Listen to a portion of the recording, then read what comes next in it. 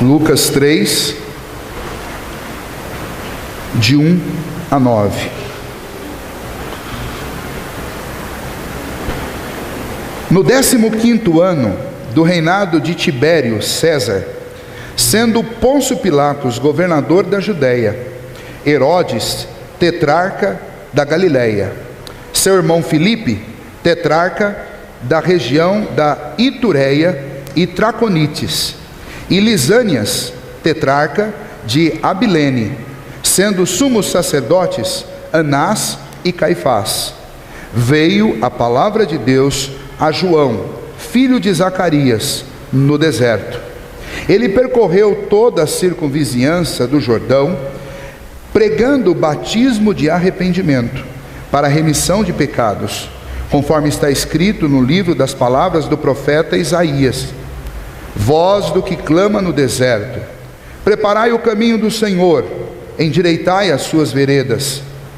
Todo vale será aterrado e nivelado todos os montes e outeiros.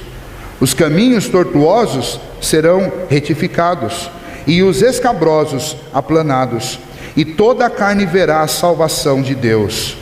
Dizia ele, pois, às multidões que saíam para serem batizadas: raça de víboras, quem vos induziu a fugir da ira vindoura? Produzi, pois, frutos dignos de arrependimento, e não comeceis a dizer entre vós mesmos: temos por pai Abraão, porque eu vos afirmo que destas pedras Deus pode suscitar filhos a Abraão. E também já está posto o machado à raiz das árvores. Toda árvore, pois, que não produz bom fruto é cortada e lançada ao fogo. Muito bem, o texto que nós lemos faz referência a João Batista. Quem foi João Batista? João Batista foi um homem usado por Deus, um homem que viveu para Deus, um homem que veio preparar o caminho do nosso Senhor. Ele veio antes do Senhor Jesus para anunciar a vinda do Filho de Deus, para conclamar os homens a se arrependerem, pois o Filho de Deus, o sol da justiça, estava próximo. Estava próxima a vinda e a manifestação do Filho de Deus. Esta mensagem João proclamou, preparando o caminho para o nosso Senhor. No seu tempo, ele foi um homem cheio do Espírito de Deus, ungido por Deus para ser usado. Esta noite, nós comemoramos, ou encerramos durante este dia, a comemoração do Dia do Homem Presbiteriano. Antigamente, possivelmente, este dia era muito mais festejado do que hoje, porque antigamente muito se comentava sobre o homem presbiteriano, porque este homem era sem dúvida nenhuma um elemento extremamente relevante dentro de sua cidade, dentro da sua igreja, dentro da sua família. Não que estes homens não sejam mais, mas o mundo mudou bastante. E hoje, infelizmente, nós tentamos buscar a unção de Deus para os nossos métodos, para os nossos planos, antes de buscarmos a unção de Deus para as nossas vidas.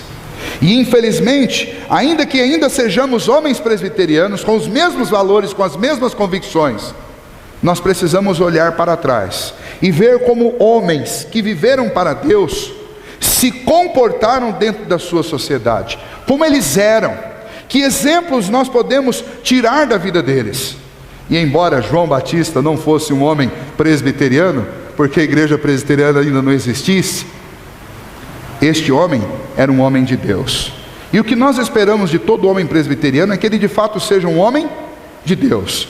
Então, desse momento para frente, eu não falarei mais do homem presbiteriano, mas eu quero trazer uma mensagem para nós, homens cristãos, a respeito do quê? A respeito do que acontece quando um homem se dedica a viver para Deus. O que acontece quando um homem se dedica a viver para Deus? João Batista foi esse homem no seu tempo.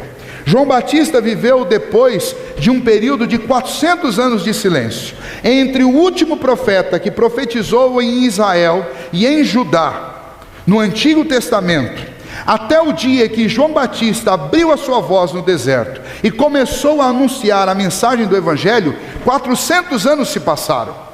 400 anos em que nenhum profeta se levantou para anunciar as verdades de Deus naquela região e naquela terra. 400 anos em que a igreja, a religião se corrompeu. A religião fez uma série de associações com estados, com outras religiões, com impérios, com ídolos de imperadores, e a religião se enfraqueceu. A vida secular, ou seja, a vida fora da religião, absorveu a vida dentro da religião. E a igreja, que era o povo de Deus, o povo, a nação, que era separada, chamada de nação, povo de Deus, se corrompeu, perdeu a sua identidade, perdeu as suas características. E quando João Batista vem pregar, ele vem pregar não a pessoas incrédulas que não conheciam a Deus. Ele não veio pregar a um povo que nunca tinha ouvido falar a respeito do Messias que viria, mas ele veio pregar arrependimento para um povo que outrora tinha sido conhecido no mundo como o povo de Deus. Para homens que outrora tinham sido homens relevantes dentro da sua sociedade, por causa do seu caráter, por causa da sua intimidade com Deus, por causa da sua vida cheia do Espírito e do poder de Deus. Então o que aconteceu com João Batista lá é muito semelhante com aquilo que nós almejamos que aconteça com os homens aqui hoje. A mensagem do Senhor para nós homens é uma mensagem de alerta, é uma mensagem de chamada para uma retomada de posição, uma retomada de posição que todos nós, homens, precisamos no nosso tempo, na nossa época. O que acontece quando um homem vive para Deus? Em primeiro lugar, este homem tem uma missão. Parece algo natural que alguém tenha uma missão, mas não é tão natural assim quando nós olhamos para a vida da maioria dos homens, não só aqueles que estão mais velhos, mas aqueles que estão se formando, adolescentes e jovens. Nós procuramos uma missão no coração de uma pessoa, e na grande maioria dos cidadãos do mundo hoje, ou pelo menos de nós que estamos aqui, nós não temos uma missão clara, nós não sabemos muito bem onde nós queremos chegar, nós não temos sonhos que são sonhos ardentes no nosso coração. Nos falta uma missão, e quando temos uma missão, nós vimos bastante sobre isso de manhã, parece que são aquelas missões relacionadas com aquilo que acontece debaixo do sol, ou seja, coisas relacionadas tão somente com esta vida aqui. Não há nada mais profundo, não há nada mais idealizado, não há nada mais voltado para Deus. Homens que vivem para Deus, são homens que adotaram, abraçaram uma missão no seu coração. Deus usa que tipo de homem? Neste caso aqui, não é um homem que nasceu num palácio, nem um homem que vivia na cidade. Este homem aqui era um homem simples, era um homem que vivia no deserto, um homem que usava pele de carneiro, pele de camelo como roupa. Você já imaginou como deve ser uma roupa feita com pele de camelo? Especialmente com esse calor que nós estamos sentindo esses dias aqui, você já se imaginou vestido com pele de camelo? Será que o cheiro era agradável? Será que o aspecto era bonito? Pois bem, este homem que tinha uma missão que ele recebeu de Deus, ele não recebeu pelo seu aspecto, ele não recebeu pela sua aparência, ele não recebeu pela sua tradição familiar, mas havia algumas coisas interessantes neste homem que o fazia ser um homem de missão. Se você olhar comigo, abra aí a sua Bíblia em Mateus capítulo 11, do versículo 7 ao versículo 11, nós vamos encontrar uma descrição feita por Mateus, relatando as palavras de Jesus a respeito de João, que é muito interessante. Veja o que Mateus diz: então, partindo eles, passou Jesus a dizer ao povo a respeito de João: que saístes a ver no deserto? Um caniço agitado pelo vento? Sim, que saístes a ver? Um homem vestido de roupas finas? Ora, os que vestem roupas finas assistem nos palácios reais. Mas para que saístes? Para ver um profeta? Sim, eu vos digo, e muito mais que profeta. Este é de quem está escrito: eis aí, eu envio diante da tua face o meu mensageiro, o qual preparará o caminho diante de ti. O O que Jesus diz a respeito de João? João não é uma vara que fica sendo soprada pelo vento de um lado para outro. Em outras palavras, um homem que busca a Deus é um homem de missão. E um homem de missão não é um homem como uma vara mole, que uma vez que alguém sopra e diz uma coisa, ele concorda e se inclina para aquilo. E depois o vento sopra para o outro lado e ele inclina para o outro lado e concorda com aquilo de novo. Ou seja, o homem de missão, o homem que tem convicção a respeito daquilo que ele quer, daquilo que ele espera, daquilo que ele tem que fazer, ele não vive mudando de planos a cada 5 minutos. E é isso que Jesus está dizendo. Jesus estava dizendo também para eles: vocês estão à procura de um homem de roupas finas? Então vocês estão procurando no lugar errado. Vocês deveriam procurar nos palácios, porque quem veste roupa fina está no palácio. Quem vive no deserto não tem roupa fina. Agora, se vocês estão procurando um profeta, eu vou dizer para vocês: este homem é mais que um profeta. Já pensou poder ouvir isso do Senhor? Este homem é mais do que um profeta. Ele é um homem com uma missão. A missão dele é preparar o caminho do Senhor. Vamos ver mais algumas questões relacionadas a João. João era um homem humilde. João Batista disse a respeito do Senhor Jesus, abre aspas: eu não sou digno de desatar-lhes as correias das sandálias. Ele disse mais: convém que o Senhor cresça e que eu diminua.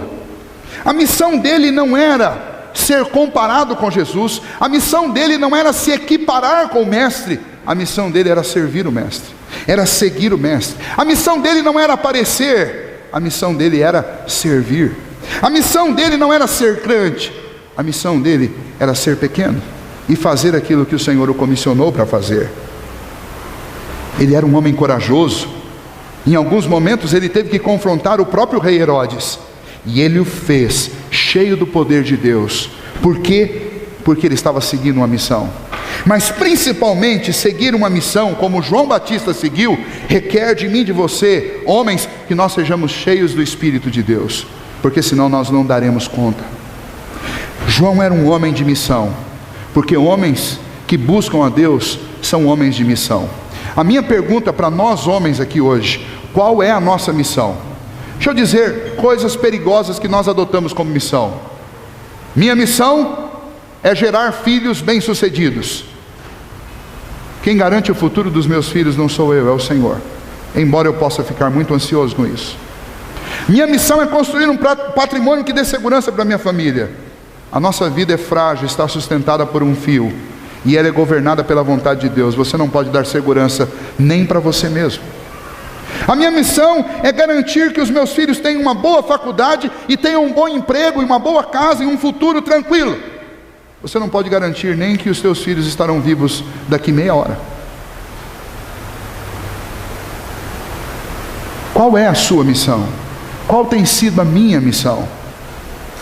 Quando Deus colocou fé no coração do Aisla e do Andrei, certamente não foi para que eles simplesmente tivessem essa fé como um elemento que desse para eles a segurança e a tranquilidade, para que eles abraçassem inúmeras outras missões e esquecessem daquilo que chegou ao coração deles. Porque para que eles crescem, um dia alguém teve que ter coragem para pregar no deserto. Um dia alguém teve que ter coragem de sair da Palestina e ir para a Ásia Menor. Um dia alguém teve que ter coragem de sair da Ásia Menor e ir para a Europa. Um dia alguém teve que ter coragem de sair da Europa e ir para a América do Norte. E um dia alguém teve que ter coragem de sair da América do Norte e vir para a América do Sul. E um dia alguém teve que ter coragem de sair lá do Rio de Janeiro e vir para São Paulo. E um dia alguém teve que ter coragem de sair de São Paulo com uma missão e ir para Sorocaba. E um dia um certo Antônio Pedro Cerqueira Leite teve que ter coragem de vir para Itapeva, pregar o Evangelho em Itapeva. E então sempre foi necessário homens corajosos, que buscam a Deus e que vivem por uma missão real, para que o Evangelho chegasse. E nós não podemos simplesmente acreditar que tudo isso aconteceu com os outros para encerrar conosco. A gente não pode ficar cantando Maranata, ora vem Senhor Jesus, simplesmente para que a gente não tenha que ter o trabalho de levar o Evangelho mais para frente. Qual é a sua missão? A minha e a sua missão, homem cristão, é a missão primordialmente de sermos testemunhas de Cristo Jesus, aonde quer que o Senhor nos coloque. Você pode até ter um sonho de se tornar um profissional nessa ou naquela área, mas você jamais pode abrir mão do sonho de ser um legítimo representante, um legítimo embaixador do reino de Deus. Mas ainda olhando para a vida de João Batista, eu posso encontrar uma outra questão, um outro acontecimento, uma outra verdade da vida daqueles homens que decidem buscar a Deus, viver para Deus. Além de ser um homem de missão, ele era um homem com os lábios cheios de uma mensagem. Que mensagem era essa? Não é aquilo que as pessoas gostam de ouvir, para começo de conversa. O texto diz que a mensagem, no versículo 8, que João Batista anunciava, era a mensagem de arrependimento. Ora, o que é uma mensagem de arrependimento, senão a mensagem que denuncia o erro e o pecado, e que anuncia que é necessário se arrepender dele, e que anuncia que em Cristo Jesus há esperança para pecadores como nós. E então eu tenho que considerar isso e pensar nos nossos dias. Nós vivemos numa época em que a religião está tão corrompida, que a maioria de nós gosta de falar daquilo que não causa nenhum tipo de confronto às pessoas com as quais nós convivemos. Nós não queremos problema. A mensagem do arrependimento não é mais uma mensagem popular. Nós, homens cristãos, não estamos mais lidando com esta mensagem porque ela não é palatável. Então nós preferimos falar de inúmeras outras coisas. Nós preferimos falar do calor, nós preferimos falar a respeito de dinheiro, nós preferimos falar a respeito de futebol, nós preferimos falar a respeito de um hobby que nós compartilhamos, nós preferimos falar a respeito de inúmeras outras coisas, a grande maioria delas coisas absolutamente fúteis, para não entrarmos num assunto que é relevante, que é a mensagem a respeito do arrependimento. Nós vivemos numa época em que uma crise moral se instaurou de tal maneira na nossa nação, que simplesmente aquilo que era ilícito, aquilo que era pervertido, aquilo que era imoral, se tornou lícito, se tornou aprazível e se tornou moral. E nós, homens, estamos fazendo o que diante disso? Nós estamos tão acomodados que os nossos ouvidos e os nossos olhos não estão nem sequer titubeando mais diante destas coisas. Nós não sentimos mais temor, nós não ficamos indignados. Veja, lá em Israel, Anás e Caifás se tornaram líderes religiosos corruptos. A polícia, ou seja, os guardas que existiam lá, extorquiam o povo nos postos de tributos. O que aconteceu com Herodes? Ele se tornou um devasso e extremamente truculento, se tornou um adúltero. E João vai condenar e vai denunciar o adultério dele. Nosso país atravessa uma crise aguda desse mesmo gênero. Os nossos religiosos, os homens cristãos, estão em crises morais. A polícia não é mais confiável. O judiciário não é mais confiável. Os políticos não são confiáveis. Nós vivemos uma época de crise moral. Uma crise social se instaurou também. Você trabalha e parece ser inútil trabalhar, porque Roma, naqueles dias, comia boa parte do que o povo ganhava. E hoje Brasília faz o mesmo conosco. Uma crise política se instaurou de tal forma que tudo aquilo que é básico, tudo aquilo que é absolutamente necessário, como educação e saúde, falta para qualquer pessoa que dependa tão somente do Estado ou da federação. Uma crise se instaurou. Os nossos representantes legais, aqueles que sobem daqui do meio do povo para o governo municipal, estadual e federal, não nos representam, representam seus próprios interesses. No meio dessa crise, uma outra crise se estabeleceu muito pior, uma crise espiritual. O povo se tornou religioso e não convertido. Nós nos tornamos frequentadores de igreja, mas não somos mais pessoas que adotam uma missão, nem muito menos pessoas que têm lábios com uma mensagem específica. Nós somos genéricos, nós falamos qualquer coisa. Infelizmente, esse é o retrato nosso hoje. Mas o que acontece quando um homem busca a Deus? Quando o homem busca a Deus e vive para Deus, ele tem uma missão e ele tem uma mensagem. Então João Batista não era esse homem genérico. Então João Batista não era este religioso corrupto e absolutamente cerceado pelo mundo ao seu redor. João Batista não. João Batista dizia as verdades que precisavam ser ditas. Ele estava num lugar impróprio, que era um deserto. Ele usava as roupas impróprias, que era pele de camelo, mas os seus lábios traziam uma mensagem que era absolutamente atual, era absolutamente própria, necessária e urgente. E então o que ele fazia? Ele anunciava o arrependimento que era necessário na vida das pessoas. Com ousadia espiritual, ele dizia para os fariseus e os saduceus, denunciando o conservadorismo hipócrita deles. Ele se dirigia às multidões e falava para eles: o que vocês estão fazendo? Vocês estão fugindo da ira vindoura? Vocês acham que vocês podem fazer isso? Não, nós estamos assegurados porque nós somos filhos de Abraão. E então João diz para eles: vocês acham que vocês são filhos de Abraão porque vocês nasceram nessa terra? Deus pode fazer até dessa pedra um filho de Abraão. Não se fiem em falsas seguranças, se arrependam. Ele pregou aos publicanos dizendo: não cobreis mais do que é estipulado.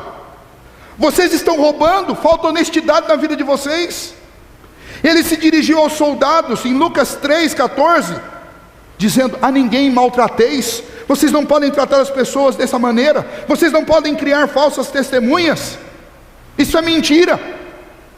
Ele se dirigiu a Herodes dizendo: você está em adultério. O que você está fazendo é pecado, é errado. João Batista tinha uma mensagem e ninguém podia tapar a sua boca. O que aconteceu, homens cristãos, com a mensagem que o Senhor colocou nos nossos lábios? Nós estamos vendo coisas absurdas acontecendo debaixo do nosso nariz e nós estamos calados, irmãos. Essa semana a maior rede de televisão mais assistida no Brasil inteiro colocou no horário nobre a cena de dois homens se beijando. E o que nós fazemos? Nós damos risada, brincamos, fazendo chacota uns com os outros. E agora eu não estou fazendo chacota, eu estou criticando essa atitude. A gente vai ainda brincar com os São Paulinos, falando dois São Paulinos, mas não tem nada de engraçado no que a gente faz, porque a gente está simplesmente brincando com fogo. Os exércitos de Satanás avançam contra o nosso terreno, e sabe o que nós estamos fazendo? Nós, homens cristãos, estamos recuando, porque nós perdemos a força, porque nós perdemos a missão, e porque nós esquecemos a mensagem que nós recebemos. E então eu quero desafiar você hoje para restaurar a mensagem nos seus lábios. Nós precisamos restaurar nos nossos lábios a mensagem do Senhor. Nós precisamos abrir a nossa boca e dizer que pecado é pecado, e dizer que é necessário arrependimento, e dizer que o que dita as normas da nossa ética e da nossa vida não é aquilo que a sociedade corrompida, que jaz no maligno, dita. Está na hora de nós sairmos dos nossos bancos, das nossas cadeiras confortáveis, e abrirmos os nossos lábios e dizermos que nós estamos dispostos a perder as amizades para proclamar aquilo que precisa ser dito.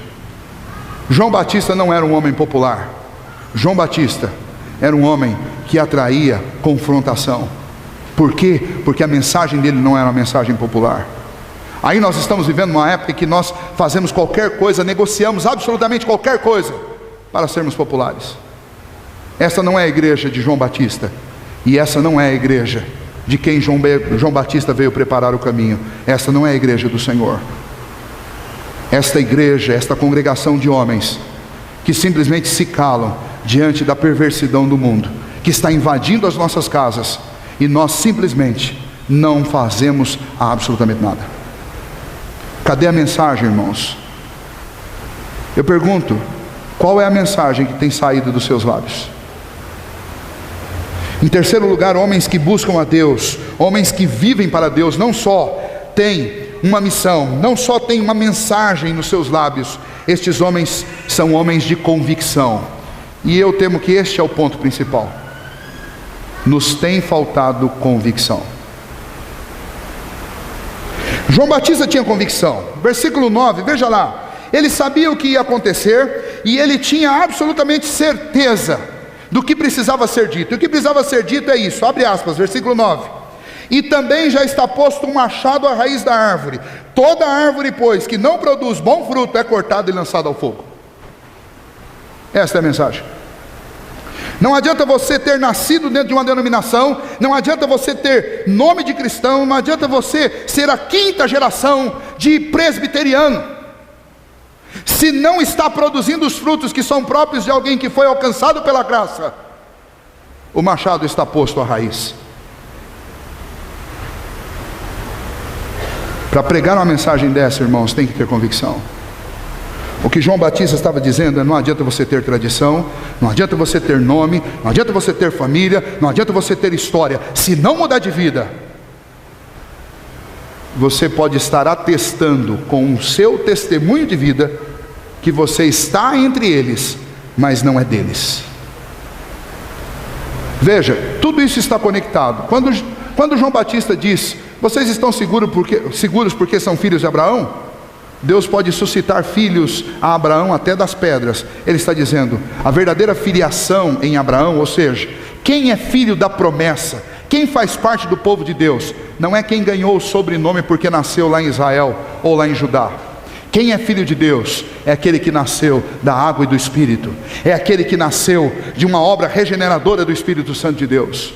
E quando acontece uma obra regeneradora do Espírito Santo de Deus, coisas acontecem na nossa vida. E a principal delas é convicção. Não existe cristão sem convicção. Não existe crente sem convicção. Não existe fé no coração que não tem convicção. Vou repetir: não existe fé no coração que não tem convicção. Homem cristão, se não tem convicção no teu coração, então nós precisamos cair de joelhos e nós precisamos chorar diante de Deus e pedir que o Senhor coloque fé no nosso coração, porque onde não há convicção, não há fé. Homens que buscam a Deus são homens cheios de convicção. O ímpio não tem convicção. Quem estriba o seu conhecimento, a sua trajetória, em cima de conhecimento humano, nós lemos em Eclesiastes hoje cedo, não acha a resposta e não tem convicção. Figueira que não produz fruto não é figueira. Homem cristão que não tem convicção não é homem cristão. A mensagem de Deus é um apelo urgente a todos. Se certifique do que você é. Sabe o que é mais terrível no nosso tempo? Deixa eu dizer para vocês. O que é mais terrível no nosso tempo é que o sincretismo religioso fez uma coisa tão absurda com a mente das pessoas, que todos os elementos das inúmeras religiões do mundo se tornaram públicas. E aí as pessoas fazem assim: eu me asseguro com o quê? Eu me asseguro com um copo d'água em cima da televisão na hora que tem o pregador da televisão pregando e orando. Eu me asseguro com uma ida na igreja no domingo, no culto de Santa Ceia. Eu me asseguro com o culto da oração forte da sexta-feira na igreja fulana de tal. Eu me asseguro com um pezinho de coelho no meu chaveiro. Eu me asseguro com uma simpatiazinha que eu aprendi no programa da Ana Maria Braga. Eu me asseguro com um incensozinho que eu queimo escondido lá em casa. Eu me asseguro com um ídolo que eu tenho no meu lar. E sabe o que aconteceu? Todo mundo se tornou conhecedor das inúmeras religiões do mundo, mas ninguém tem convicção de nada mais. Todo mundo sabe um pouquinho sobre Cristo, todo mundo sabe um pouquinho sobre Maomé, todo mundo sabe um pouquinho sobre yoga, talvez até faz uma yogazinha. Todo mundo sabe alguma coisa sobre Buda e talvez faz uma yogazinha. Todo mundo aprendeu alguma coisa agora a respeito dos monges assistindo a última novela. E aí, todo mundo sabe um pouquinho de tudo. E sabe qual é o resultado final disso? Ninguém sabe nada com profundidade. O que é pior, todo mundo acha que está assegurado, porque é alguém cheio de espiritualidade. Eu ouço esse termo toda hora na televisão, especialmente. Alguém dizendo assim: eu sou uma pessoa de espiritualidade. Mentira, engano, ilusão, porque não tem convicção. Pergunte para essa pessoa uma pergunta simples: você crê que existe Deus? E veja o que essa pessoa vai responder. Ela vai dizer: bom, depende da ótica. Se você for um cristão, sim. Mas se você for um espírita, eu preciso considerar a visão do espírita, e eu não posso ir contra ele. Sabe o que é isso? Falta de convicção. E nós vivemos numa época de religiosos que não têm convicção, de homens que se dizem cristãos, mas não têm convicção, não tem missão, não tem mensagem, mas o que é mais duro, não tem convicção nem mesmo do que é. João Batista tinha convicção do que ele era, e ele tinha convicção do que ia acontecer em Jerusalém, e ele tinha convicção do que ele pregava, e ele tinha convicção quando ele abria a boca para dizer para o povo: ou vocês mudam de vida, ou vocês serão cortados. Deus vai abrir a oferta do Evangelho para os gentios, e vocês que são de Israel, que se sentem seguros, vocês serão cortados fora. E sabe o que aconteceu em Israel? O Senhor Jesus veio para os seus, e os seus não o receberam. E então o Evangelho foi franqueado aos gentios. E Paulo diz: por causa da rejeição e desobediência do meu povo, veio grande salvação para os romanos e para os gentios. Sabe o que aconteceu em Israel? A mensagem pregada por João Batista não foi ouvida por muita gente, e muita gente foi cortada. Sabe o que pode acontecer hoje aqui também, se nós homens não mudarmos de atitude? Nós que recebemos a tradição de nossos pais, nós que caminhamos durante tantos anos dentro da religião, talvez podemos acabar em algum momento concluindo que nunca fomos parte deste povo. E essa talvez é a coisa mais triste que possa acontecer com um homem. Por isso eu quero convidar você, meu irmão, nesta noite, para que nós homens, que nós possamos nos unir e mudar de rota. Nós precisamos de uma missão. A missão nós já temos, o Senhor nos deu. Ele diz: ide por todo mundo, pregai o Evangelho a toda criatura, quem crer e for batizado será salvo. Esta é a missão simples que Deus deu para todos nós. Nenhum outro empreendimento para os homens pode ser tão lucrativo, tão benéfico, tão bom, tão altruísta, tão fantástico quanto essa missão. Então não se iluda envolvendo-se com 1 milhão de coisas, sem se envolver com aquilo que é primordial na sua vida e na minha vida. Cristo nos deu uma missão, e a missão é anunciar este Evangelho de salvação. Eu tenho uma mensagem para proclamar, e nós precisamos nos unir para proclamar essa mensagem. E essa mensagem não é a respeito da calamidade que pode vir por aí, numa grande crise mundial. A principal mensagem não é a respeito do calor da semana. A principal mensagem não é a respeito dos meus próximos investimentos, ou talvez dos meus últimos prejuízos. A principal mensagem não é contar as últimas desgraças que eu vi por aí, nem muito menos fazer comentários que não vão trazer resultados de mudança de vida a respeito das últimas imoralidades das quais nós ficamos sabendo.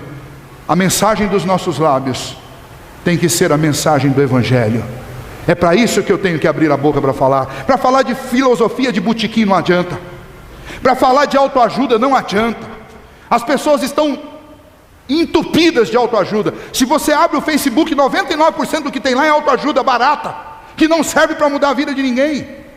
Para de ficar lá colocando mensagenzinha no Facebook que você copiou de outras pessoas. Abra a sua boca e diga o Evangelho. Fale do Evangelho. A mensagem que precisa sair dos nossos lábios, homens, não é o resultado de quanto foram os jogos da tarde de hoje. A mensagem que eu preciso contar para os meus filhos, para os meus amigos, para os meus funcionários, para o meu patrão, é a mensagem a respeito do Evangelho. Nós estamos perdendo tempo demais falando de coisa inútil. Homens que buscam a Deus não fazem isso. Homens que buscam a Deus são homens cheios de convicção. São homens que são firmes como um cedro no Líbano. São homens que são troncos seguros, próximos de quem o povo vem se abrigar no momento de crise. Eu quero desafiar você que é homem, para que a gente plante as nossas raízes bem profundamente na palavra do Senhor, e nós nos tornemos referenciais, seguros, firmes, aqueles que correm um risco de um dia um trator vir para tentar tirar você do seu lugar, mas que você sabe que você morre, mas não sai. Nós precisamos ser esses homens, porque foi assim que a reputação, e agora eu vou voltar a usar, foi assim que a reputação de homem presbiteriano foi construída, com homens cristãos que tinham uma missão, uma mensagem e tinham convicção. Que nós também sejamos homens de missão, mensagem e convicção. Missão, mensagem e convicção. Que assim seja na vida de cada um de nós. Esta mensagem serve para todas as mulheres, por que não? Mas o desafio que eu faço para vocês hoje, mulheres desta igreja, é que vocês orem pelos homens desta igreja, para que nós sejamos homens firmes. A minha oração diante de Deus é que a gente possa bater o pé, firmar a nossa posição e assumir aquilo que é próprio da reputação de homens cristãos que buscam e que servem ao Senhor. O grande exemplo que o meu filho e o seu filho está precisando tem que vir de mim e de você. O grande exemplo que essa sociedade está precisando tem que vir de mim e de você. O dono do controle remoto na sua casa é você. O dono da internet na sua casa é você. Mas principalmente o dono da Bíblia e o dono desses dois joelhos na sua casa é você. E é com a Bíblia aberta e com o joelho dobrado que você vai ver o futuro do seu filho garantido. Não é com muito dinheiro nas mãos. Que o Senhor nos ajude nisso. Nós vamos nesse momento orar, e depois da oração então nós partiremos o pão na ceia do Senhor. Vamos orar ao nosso Deus. Feche os seus olhos. Gostaria que durante alguns instantes nós homens orássemos particularmente ao Senhor. E depois então eu estarei orando representando a todos.